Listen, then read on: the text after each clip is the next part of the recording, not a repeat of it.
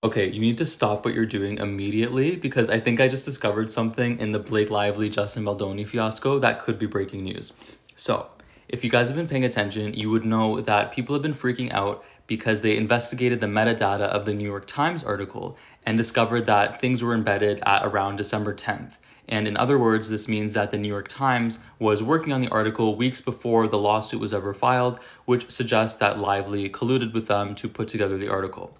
When I heard this, I was like, duh, that's not surprising because the article was published the same day that the complaint was filed. So obviously they didn't just whip it up in a couple hours. They obviously were working on it for an extended period of time. I'm like, it doesn't make the New York Times look great, but I didn't think it was like breaking news.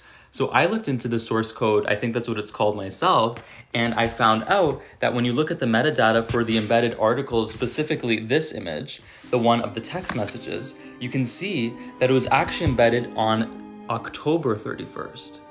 And if you look to the side, it says message embed generator. And I think what that means is it's some kind of an app that they use to make these texts look prettier. So you can see these texts are real in the sense of the words that they actually said, but they're not direct screenshots. So they were sort of Photoshop them to make them look more legitimate, if that makes sense.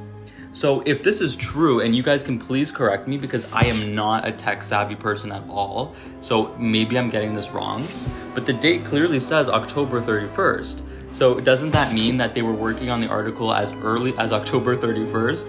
And if that's the case, the reason why that's so scary is because it means that the New York Times was actually colluding for months, which sort of furthers the narrative that this article may have been the real smear campaign. I don't know, I could be wrong, so don't crucify me if I'm wrong, but this is just what I discovered.